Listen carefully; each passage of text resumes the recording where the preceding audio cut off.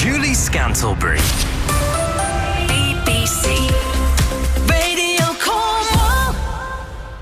We're going to talk about archaeology now, and a site on Bodmin Moor, which has been the subject of a major excavation and investigation into the findings. And all that work has established it is now more than 5,000 years old. It's called King Arthur's Hall, and I'm delighted to say that James Gossett from the Cornwall Archaeological Unit, who led the excavation, is with us. James, thank you for the chat. Hello. Hello. Lovely to get you on the show again. So describe it, if you would, before you started excavating. What would people have seen at the site? Okay, well, they'd have seen a rectangular earthwork, really. It's about 50 metres long and 20 metres wide. Big earth banks. And what's interesting about those is they're lined with big upright stones, the sort of things you see in a stone circle, but in this case are lined around the rectangle on the inside. And the inside is always quite boggy. It's kind of full of reeds and gets very wet in the winter. Why is it called King Arthur's Hall? I mean, I know we love an Arthurian collection in Cornwall, but how did that moniker come to be? Well, it's a good question. I mean, the people have been liking the King Arthur link for a long, long time, and it gained particular popularity in the medieval period, particularly to describe things that people perhaps didn't have a very clear understanding of anymore. And as we now know, King Arthur's Hall is so ancient that presumably its original function had kind of vanished by the time people gave it that name. So The earliest we know it's recorded as King Arthur's Hall is in 1584 by a chap called John Norden. And it's the sort of time they're calling chambered tombs and things King Arthur's quoits, etc., because I think people thought they couldn't have been built by ordinary people. They must have been built by some kind of superpower, which was the kind of image they had of the mythical King Arthur, really. And let's face it, nobody likes to be ignorant. So what's that, Dad? It's King Arthur's Hall. That's what that is.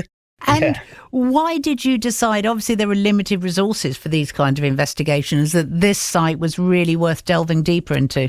Yeah, it's always been an enigmatic site, if you like. We haven't really understood when it was built, what it was built for. It's a unique kind of design. So we're used to the stone circles and the henge monuments and things like that. But King Arthur's Hall, that rectangular design with the standing stones, is really quite unique. And it could have dated from any time, from its use as a reservoir for tin streaming, back as a medieval animal pound for stray animals on the moor, and right back into prehistory. And there's a local group on Bodmin Moor called Time Seekers who were particularly interested in this kind of site. They had a chat with people at the Cornwall National Landscape. They used to be called Area of Outstanding Natural Beauty. They had some money through a project that's looking at a wide range of sites to help protect them, restore them at times, improve access and that kind of thing, and understand them better. And so they got in touch with me and said, here's some potential funding. Let's try and get a date for the monument.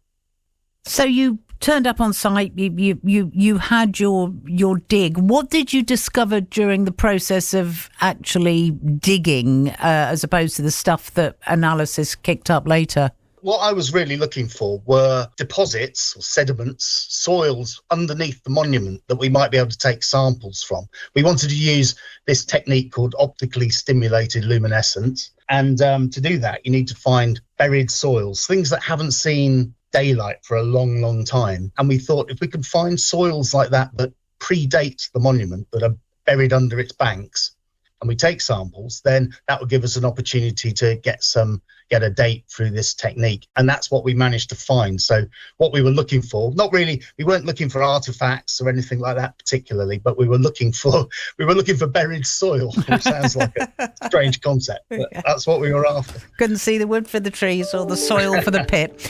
You took these samples then, and what did the analysis show? Because it must be said that the dig was a couple of years back, but there's been a lot of heavy sciencing going on between then and now.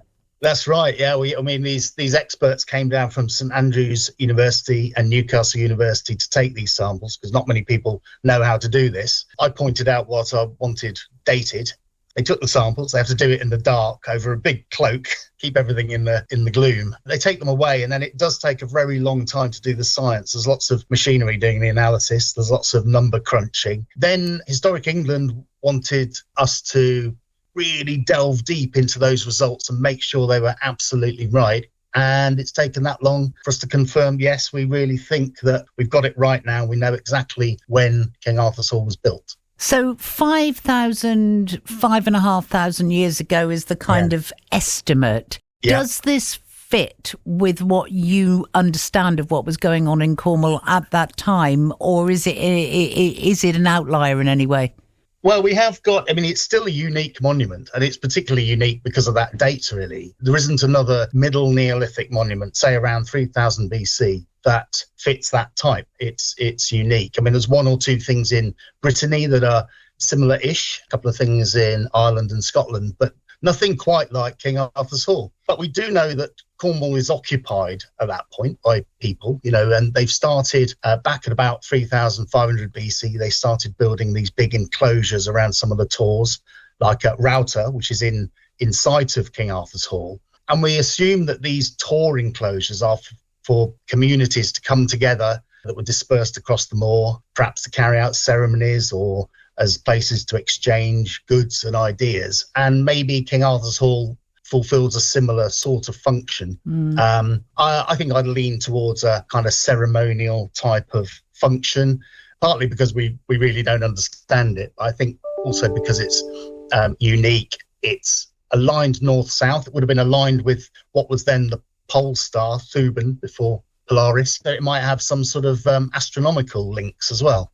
It is fascinating stuff. And, when you kind of finish your excavation, do you have to put it back more or less as it was? That's right. That was one of the concerns of Historic England. It's a scheduled monument, so it's afforded extra protection in law. So we had to go through quite a few hoops to get permission to dig any holes in it at all and put it all back very carefully, which is what we did. I've been out there recently and you wouldn't know we'd been there, which is pleased to know. So, yeah, we've made sure that it's not under any threat. There's been a nice new fence put around it so livestock aren't a danger. And we'll just keep an eye on it. Brilliant. And I'd just like to ask you, this is something that you may laugh at this question, but I'm going to ask it anyway. I look at, these kind of moorland sites like this one up at near Blisland, and let's be honest, it can be a pretty bleak spot. Was it markedly different back then? In which case, why did they choose to live up on the highest, most exposed part of Cornwall? Or was it all wooded and lovely and a very different landscape to now?